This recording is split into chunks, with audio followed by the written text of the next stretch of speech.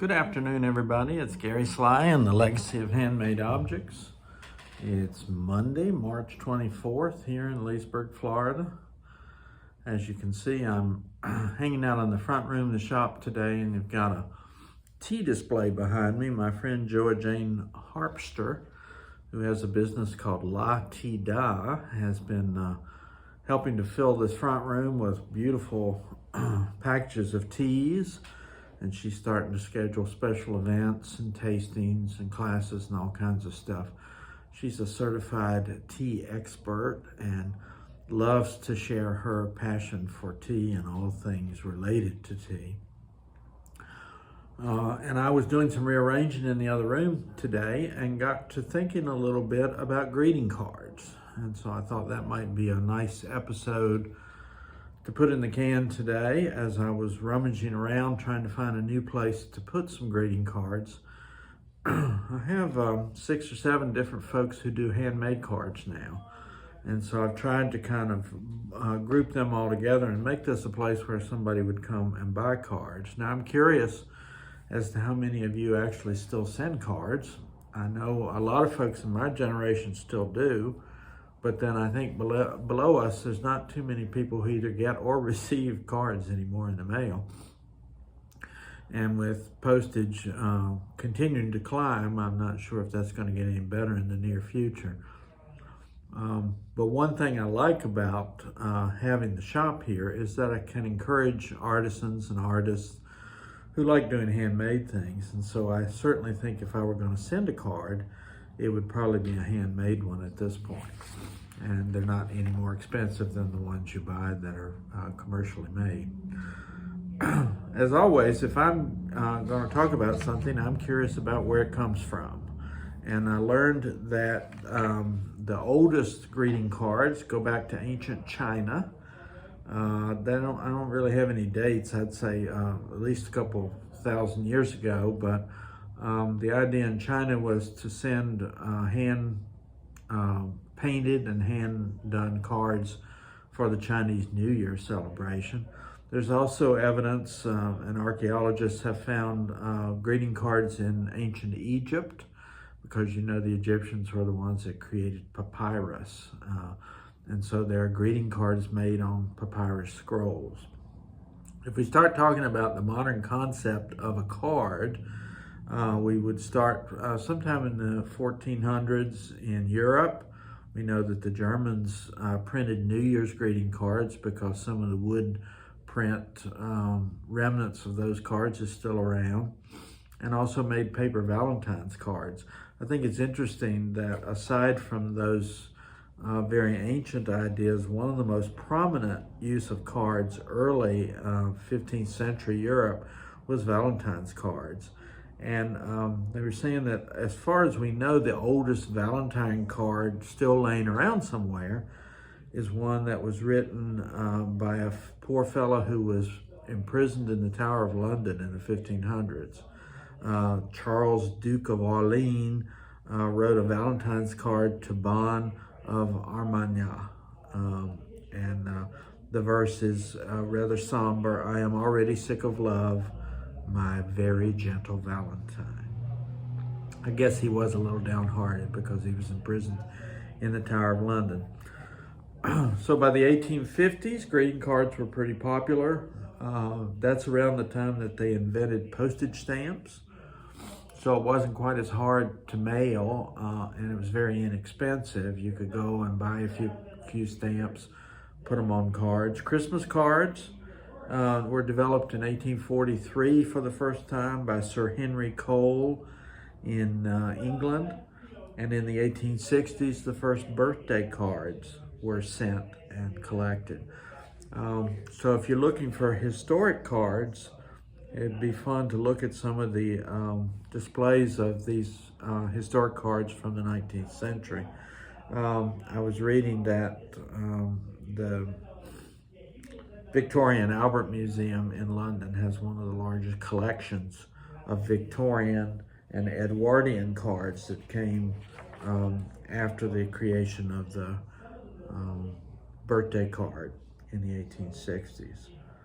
As we move into the 20th century, in the 1930s, the ability to print using color became much more prominent in the 1930s.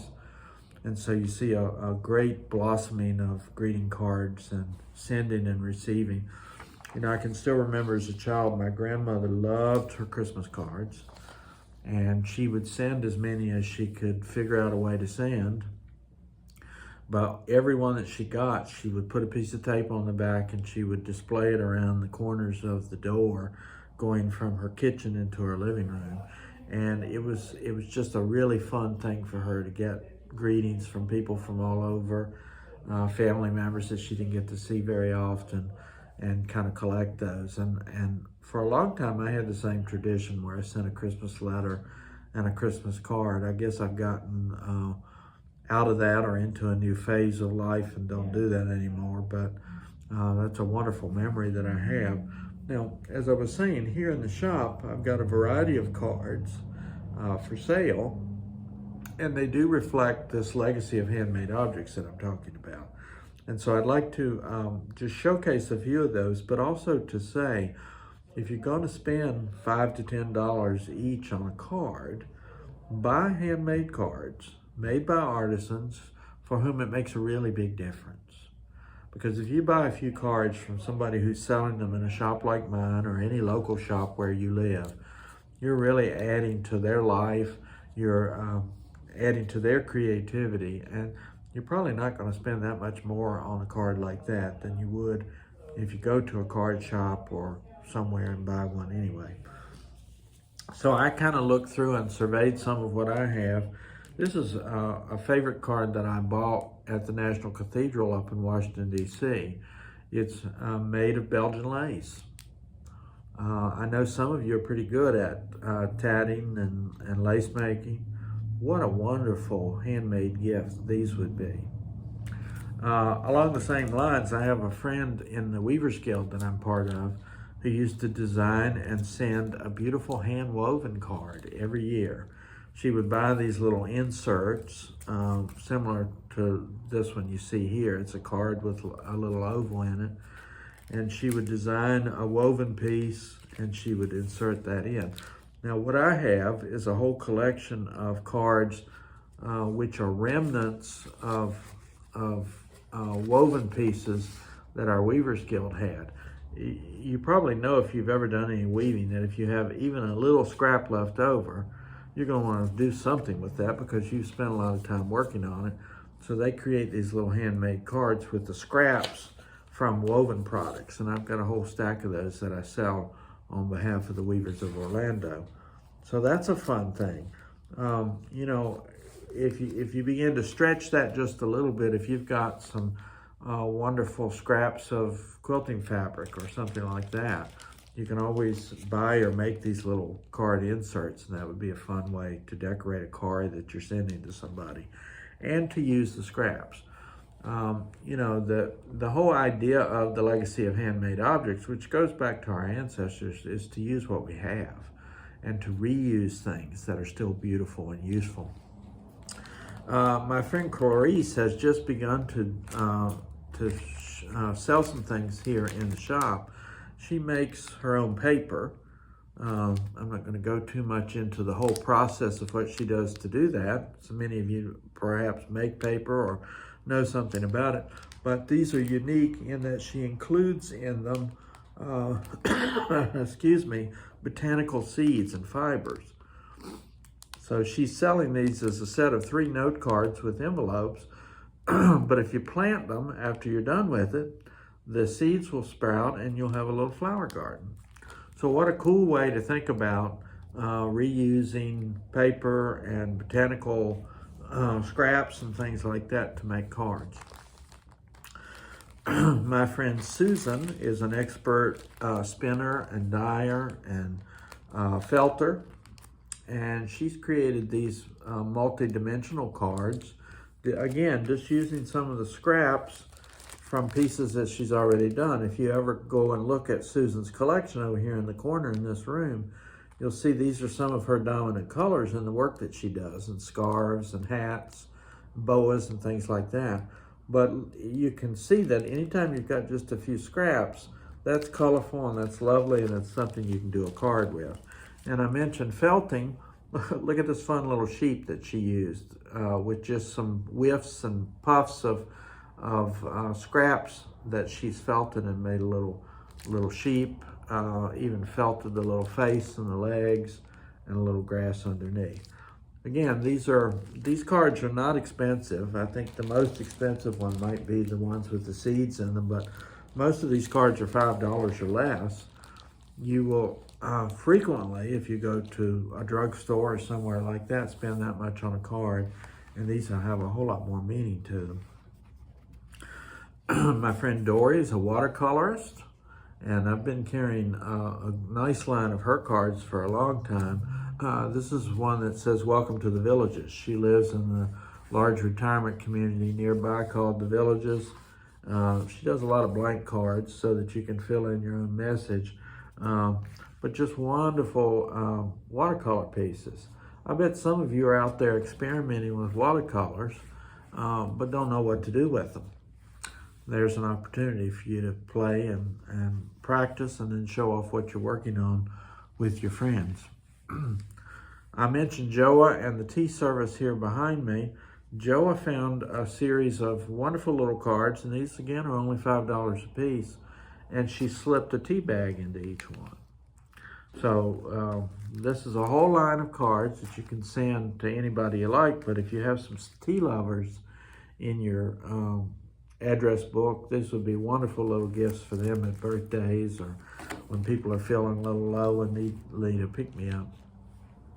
The final card that I have here in the shop that's kind of new for me is I got a really nice portrait made or picture made of the shop here, and my friend Sandra, who does a lot of fun crafty things, made some cards and envelopes for me with the picture of the shop on the front.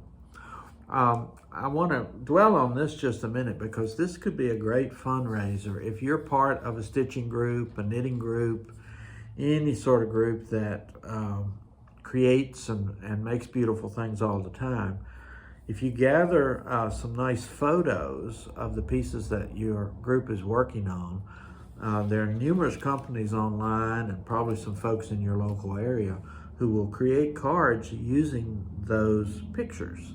I know my embroidery guild up in Trenton, Florida at one point sold boxes of cards and made quite a bit of money off of them because you send the pictures digitally, they create the cards for you, and you can sell a box of 10 to 12 cards.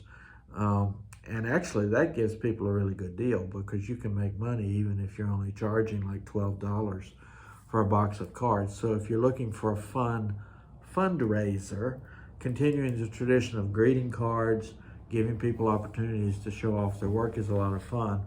I know I had a bunch of those boxes for sale here in the shop when I first opened up in the old location. And people would come in and buy them because somebody they knew had created something that was part of that collection.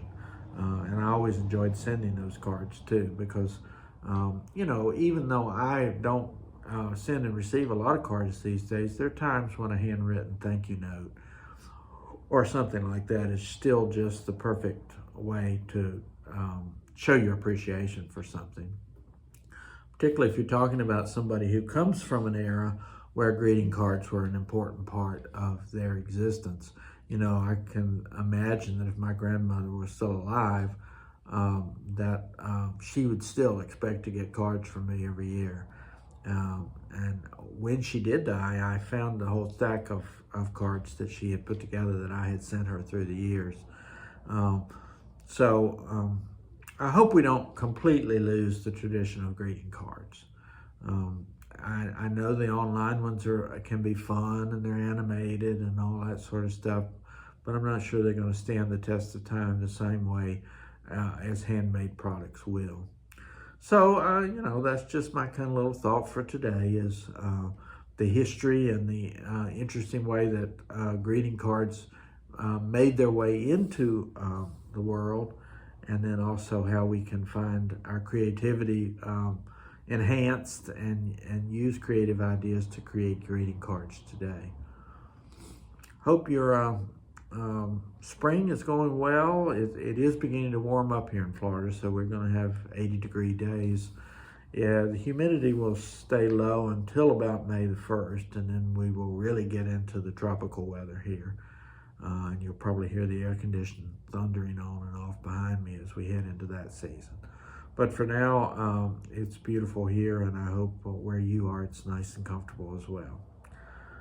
Take care. This is Gary Sly and the Legacy of Handmade Objects.